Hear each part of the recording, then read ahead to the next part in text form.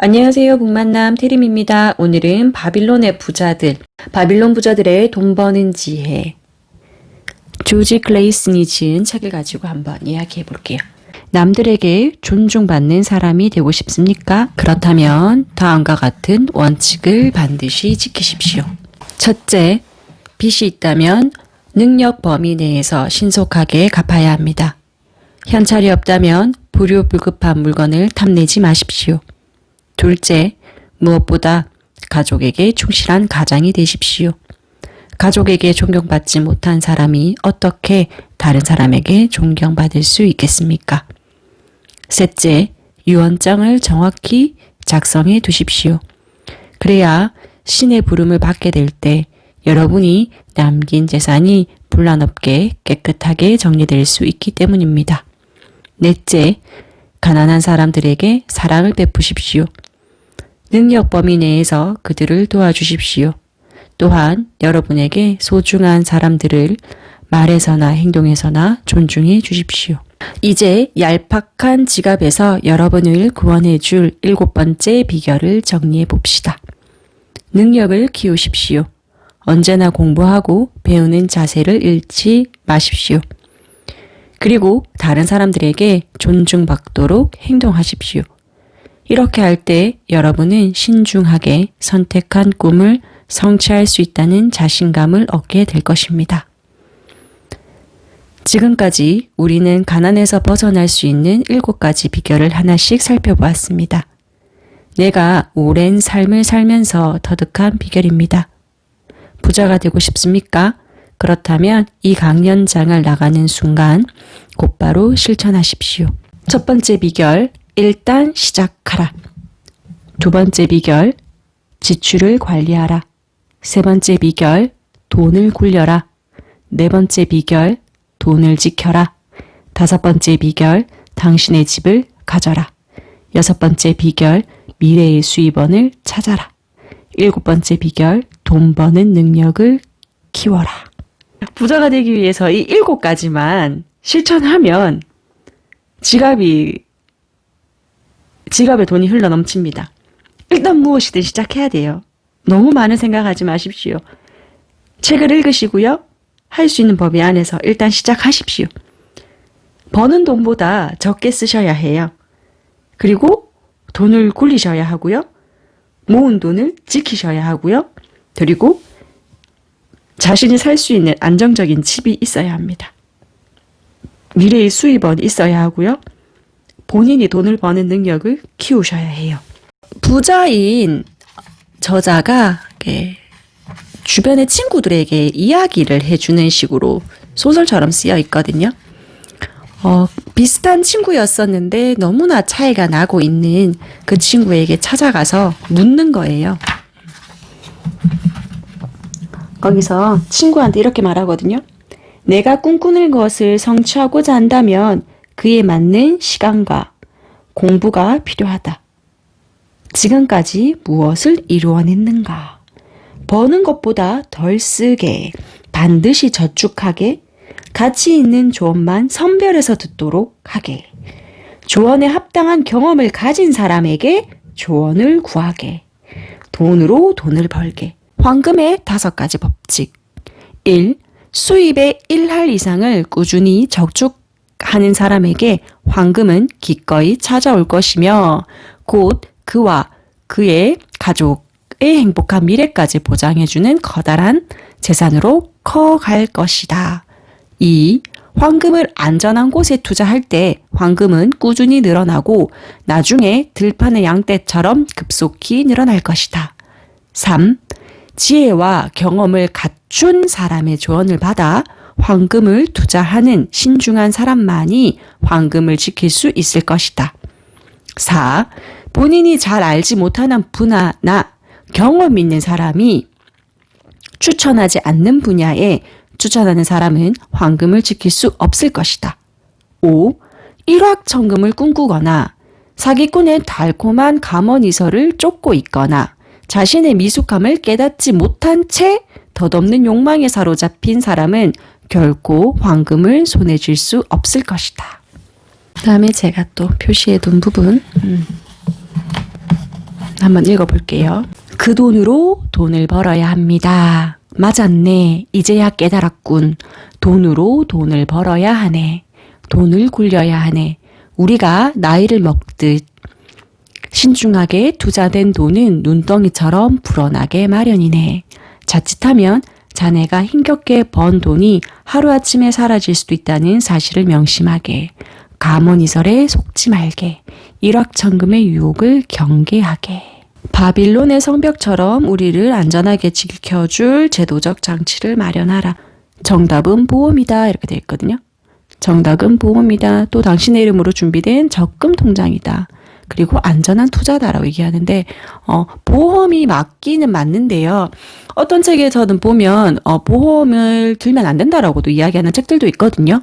부자들은 보험을 넣지 않는다라고 얘기하는 그런 책들도 있는데 그래서 여기서 말하는 보험이라는 것은 성벽처럼 지켜줄 수 있는 제도적 장치라는 거죠. 그런데 그 자신의 재산에서 자신의 자산에서 어느 일정 부분 내가 안전하게 막아줄 수 있는 성벽 어느 정도의 그런 것을 하는 것이지 너무 과도하게 들어가면 안 되고요. 그래서는 보험에 대해서는 여러 가지 의견들이 많기 때문에 본인이 많이 고민을 해보셔야 할 것 같고요. 그런 병원비를 쓸 돈을 준비한다거든요. 그러니까 어쨌든 바빌론의 성벽처럼 우리를 안전하게 지켜줄 제도적인 장치를 마련하면 돼요. 그게 보험이든 그게 저금 통장이든 아니면 아주 안전한 투자든. 그러니까 나를 지켜줄 수 있는 성벽은 있어야 하는 거죠. 그런 성벽이 있어야 그 안에서 우리가 자유롭게 살 수 있겠죠. 그죠? 그래서 보험에 대해서는 개인의 가치가 많이 들어가는 부분이기 때문에 이야기는 이제 좀 아끼도록 하겠습니다. 제가 한번 읽어보겠습니다. 첫 번째 도판. 나 다바시르는 시리아에서 노예로 살고 있었지만 내 고향 바빌론에 돌아가 많은 빚을 갚고 부자가 되겠다는 결심으로 탈출을 감행했다. 그 후로 나는 그 결심을 한시도 잊은 적이 없었다. 오늘 하루에는 보름달이 떠 있다. 그래서 나는 그 원대한 꿈을 성취하기 위한 계획을 토반에 새겨두고 잠시도 잊지 않으려 한다. 대금업자인 절친한 친구 마톤의 지혜로운 조언에 따라 나는 자세한 계획을 세웠다. 내가 빚을 청산함과 동시에 자존심을 되찾고 부자가 되기 위한 계획이다.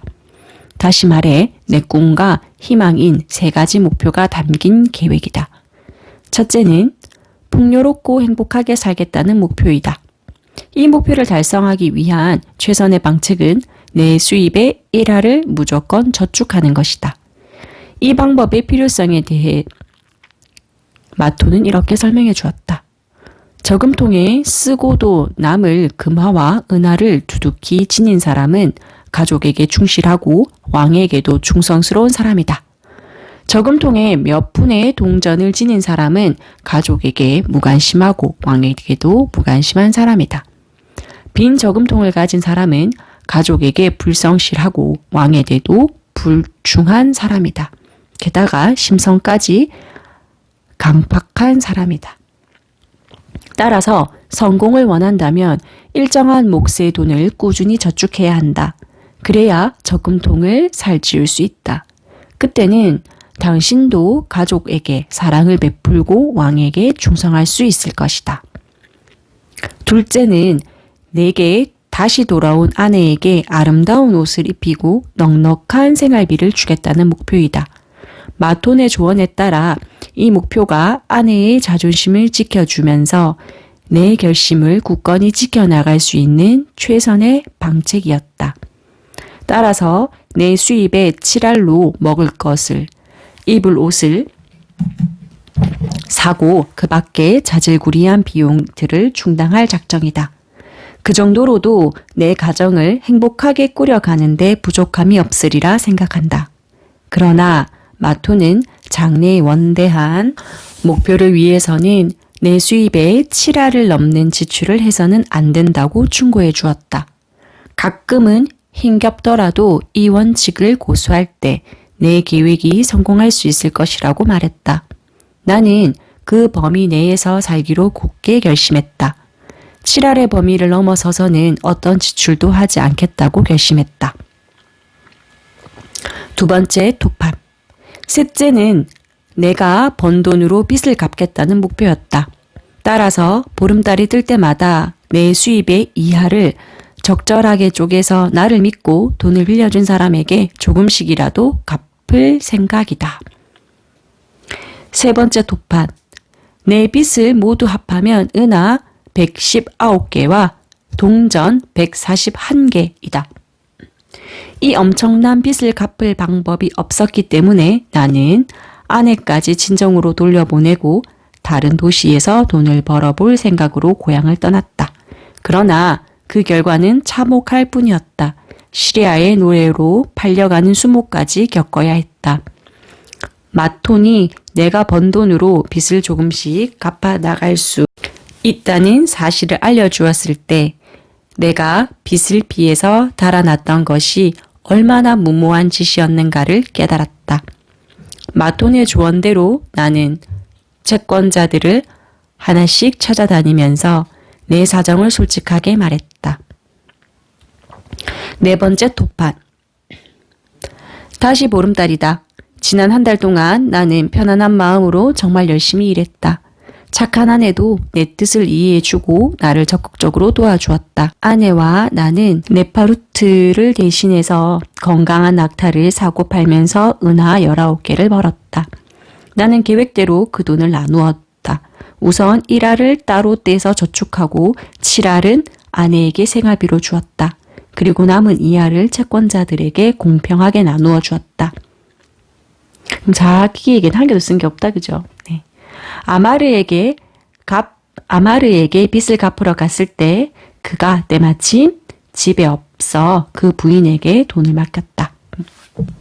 이렇게 해서 결국 한 달을 노력한 대가로 나는 은하 4개만큼의 빚을 줄일 수 있었다라고 하면서 이렇게 얘기합니다. 빚에서 벗어날 수 있는 최선의 방책이었다. 또한 우리만의 재산을 저축할 수 있는 최선의 방책이었다. 내가 톱반의 기록을 남기기로 결심한 이후로 석 달이 지났다. 매달 수입의 1할을 저축했다. 아내에게 수입의 7할을 주었다. 때로는 힘겨운 삶이었지만 이 원칙에서 벗어나지 않았다. 그리고 남은 2할을 채권자들에게 충실하게 갚았다라는 거거든요. 밑에서 두 번째 줄 볼게요. 노예였던 인간을 떳떳한 자유인으로 만들어준 이런 계획의 가치를 어찌 말로 표현할 수 있겠는가. 다섯 번째 토판. 다시 보름달이 떴다. 내가 이 토판을 작성한 지 꽤 오랜 시간이 지났다. 벌써 12달이 지났다. 하지만 오늘은 내가 기록을 반드시 남겨야 하는 날이다. 바로 오늘 내 빚을 모두 청산했기 때문이다. 착한 아내와 내가 목표를 달성했기에 커다란 잔치라도 벌이고 싶은 날이기도 하다. 오늘 채권자들을 찾아갔을 때 오랫동안 기억해야 할 많은 일들이 일어났다. 아마르는 그동안 쌀쌀하게 대했던 것에 용서를 구하고 내가 그에게 가장 소중한 친구의 하나로 되돌아왔다고 눈물을 글썽이며 말했다. 알카하드도 그렇게 퉁명스럽지만은 않았다. 오히려 이렇게 말해주었다. 옛날에 자네는 뚜렷한 자기 모습을 갖지 못한 물렁한 지능 덩어리에 불과했지만 이제 분명한 자신의 모습을 가진 청동이 되었네. 자네는 이제 믿을 수 있는 사람이야. 앞으로 돈이 필요하다면 언제라도 찾아오게. 알카하드만이 나를 이렇게 평가해 준 것은 아니었다. 이제는 모두가 내게 신뢰의 눈길을 보내준다. 착한 아내도 내게서 자신감이 느껴진다고 말해주었다. 이 모두가 나를 성공의 길로 이끌어준 방법 때문이다. 내게 모든 빚을 청산하게 해주고 지갑까지 두툼하게 만들어준 방법 때문이다. 나는 미래의 모든 세대에게 이 방법대로 살아가라고 권하고 싶다. 과거에 노예 노릇까지 했던 사람에게 빚을 청산하고 두둑한 지갑까지 갖게 해준 방법이라면 행복한 미래를 꿈꾸는 어떤 사람에게도 도움이 될 것이라 믿기 때문이다. 앞으로도 나는 이 방법대로 살아갈 것이다. 지금처럼 살아간다면 언젠간 반드시 부자가 될 수 있을 거라는 확신이 있기 때문이다. 부자가 될 수 있는 7가지 방법. 첫째 비결, 일단 시작하라. 두 번째 비결, 지출을 관리하라. 세 번째 비결, 돈을 굴려라. 네 번째 비결, 돈을 지켜라. 다섯 번째 비결, 당신의 집을 가져라. 여섯 번째 비결, 미래의 수입원을 찾아라. 일곱 번째 비결, 돈 버는 능력을 키워라. 바빌론 부자들의 돈 버는 지혜. 버는 돈보다 적게 쓰시면 돼요. 1화를 무조건 저축하고 7화를 부인에게 주고 2화를 대출을 갚고, 이렇게 바빌론의 부자가 노예에서 자유인이 될 수 있었던 지혜를 이야기해 주었습니다. 방송이 좋으셨다면 좋아요와 공유하기 버튼으로 다른 분에게 공유해 주세요. 다음에 더 좋은 책으로 찾아오겠습니다. 복만남 트림이었습니다. 다음에 또 봐요.